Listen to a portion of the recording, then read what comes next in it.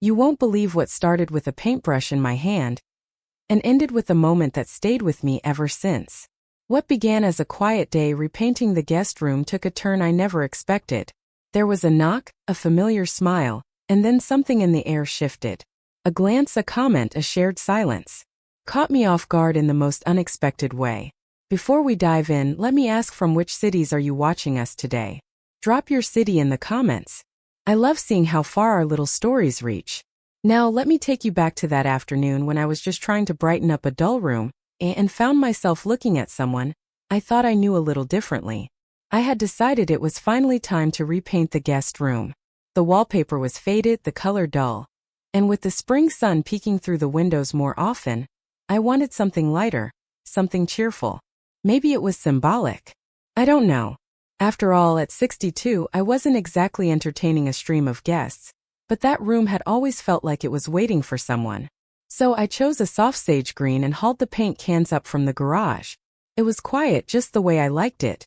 The radio was playing soft jazz in the background, and I had my old painting smock on, an oversized shirt that had belonged to my late husband. It still smelled faintly of pine and aftershave. I remember standing on the ladder, edging the corners near the ceiling, when I heard the doorbell ring. I wasn't expecting anyone. I carefully climbed down, wiping my hands on a rag, and made my way to the front door. When I opened it, there stood Lucas, my nephew. Well, technically he was my husband's nephew, but we'd always just called each other family. He was in his early 30s, tall with that effortless charm that seemed to follow him like a breeze. He had a mischievous grin on his face and a coffee in each hand. "Aunt Hannah, I figured you'd need a caffeine break," he said, stepping inside before I could even reply. I laughed, surprised. "How did you know I was home painting?" "Dad mentioned it on the phone this morning," he said, setting the coffees down on the kitchen counter. "I was in the area and thought I'd check in." "Check in or check up on me?" I teased, raising an eyebrow. "Maybe both," he said with a wink. I hadn't seen him in a couple of months, and something about his energy, the ease with which he moved through the house, made me feel suddenly aware of the quietness that had settled in since my husband Thomas passed 3 years ago. Lucas had always been kind to me, but that day he seemed different. Or maybe I was the one seeing things differently. "You really doing all this on your own?" he asked, peeking into the guest room. "I'm quite capable." "Thank you very much," I replied, sipping the coffee he brought. It was just how I liked it, black with a hint of cinnamon. But yes, I could probably use some help with the top corners. My shoulder's not what it used to be. "Well then," he said, already rolling up his sleeves, "consider me your assistant for the afternoon." I watched as he grabbed the roller and started working. His movements were confident but careful, and the way he joked about my supervisory role made me laugh more than I had in weeks. We talked about everything and nothing. His job, my gardening plans, a documentary I'd seen last week. But somewhere in between those conversations, something shifted. At one point, I climbed the ladder again to do the trim above the closet. I hadn't realized how high up it was, and I wobbled slightly. Lucas rushed to steady the ladder, his hands firmly holding the sides. "Careful," he said, his voice low. "You scared me." I looked down and met his eyes. There was something there I hadn't seen before. Not quite protectiveness, not quite something else, but it lingered in the silence between us. I climbed down slowly, my hands brushing past his. We didn't say anything for a moment, just stood there. The jazz music in the background was the only sound filling the space, and then he said something that caught me off guard. "You look really good today." I laughed softly, unsure of what to say. At 62, compliments about how I looked weren't exactly part of my daily routine. "Flattery?" I asked, trying to make light of it. "No," he replied, his tone serious, "just honesty." That was the moment, that slight shift in the air, the way his eyes lingered, the warmth that crept up my neck. I turned away, busying myself with the brushes, pretending not to feel the energy between us. But I did, and I think he did too. We painted in comfortable silence after that. Occasionally, our hands would brush, or we'd bump into each other while trying to reach the same spot. Each time there was a pause, a quiet acknowledgement of something unspoken. By late afternoon, the room was nearly done, and Lucas stepped back to admire our work.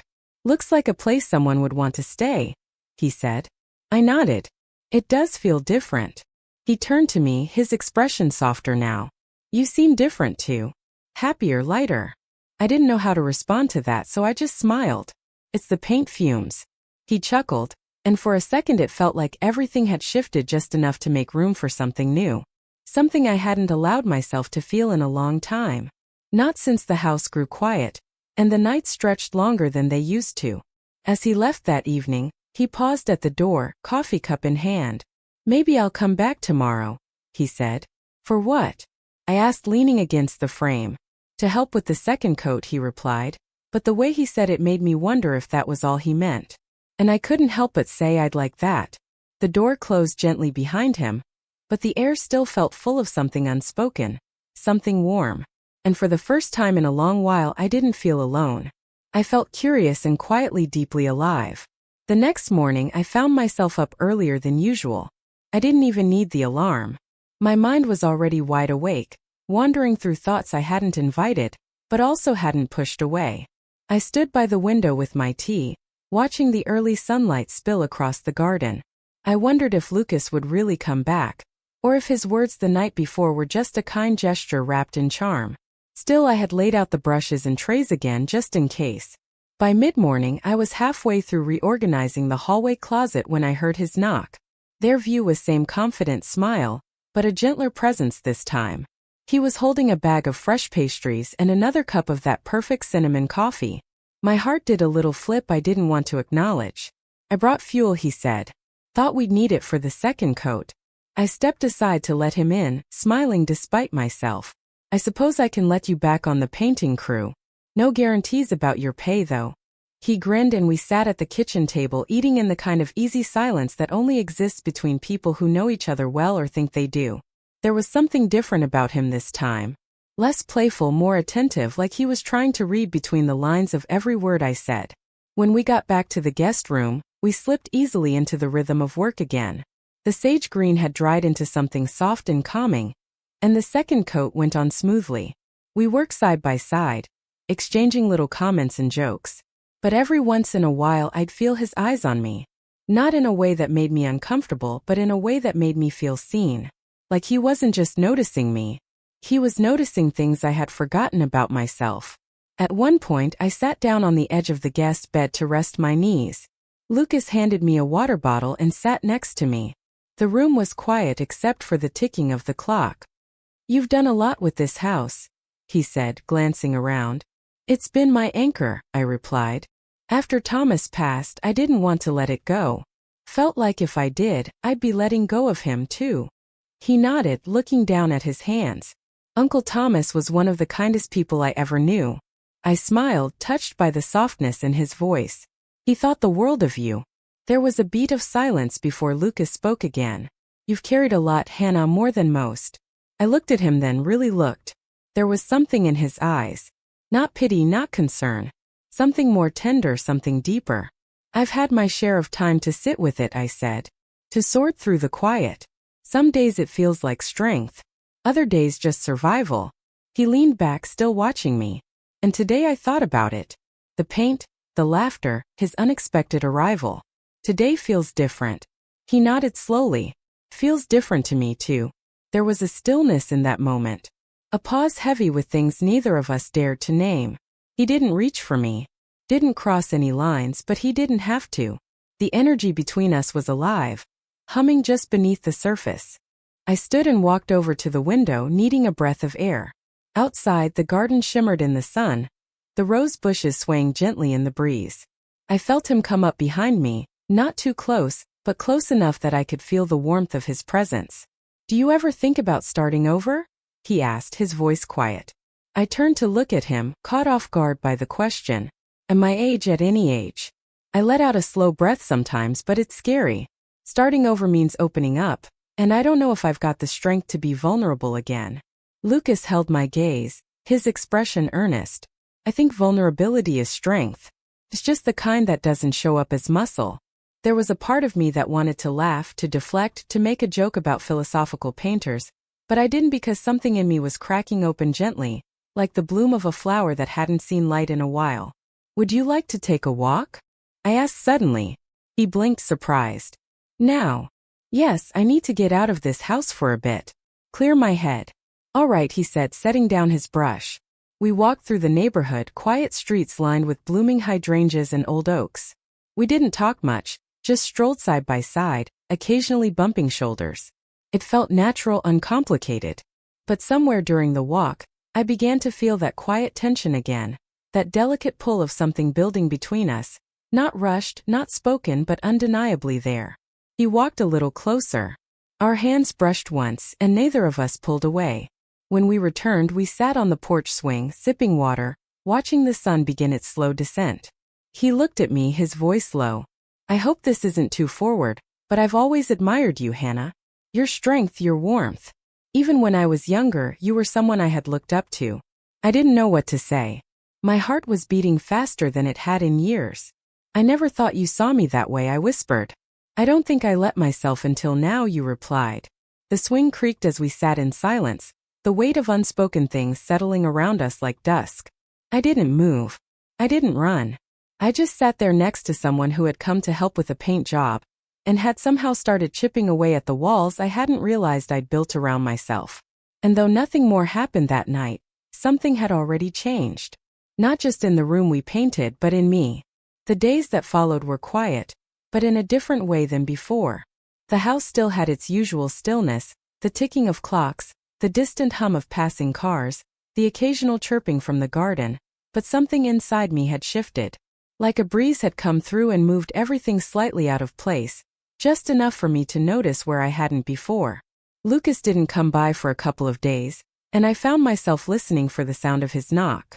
I told myself not to read into things, not to make more of it than it was. Maybe he'd sensed the same strange tension I had, and decided to put some distance between us. Or maybe he was just busy. That was the sensible explanation. But logic had very little say over the way I felt. I kept finding myself walking past the guest room just to admire the new paint. The walls were smooth now, a soft green that seemed to change with the light, sometimes cool and quiet, sometimes warm and hopeful. I ran my fingers along the edge of the window frame we had painted together, and felt a strange flutter in my chest. On the third afternoon, I was pruning the roses out front when I heard the sound of a familiar engine pulling into the driveway. My heart jumped before I even turned around. He got out of the car, holding a small potted lavender plant. "I figured your roses could use some company," he said, flashing that gentle smile. I smiled back, trying not to show how relieved I was.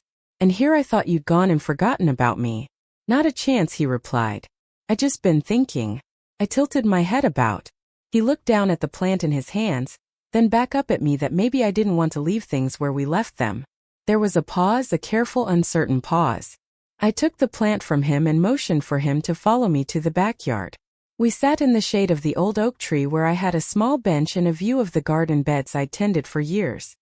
"I don't know what this is," I said after a while, not quite able to meet his eyes, but it stirred something in me I thought had gone quiet for good.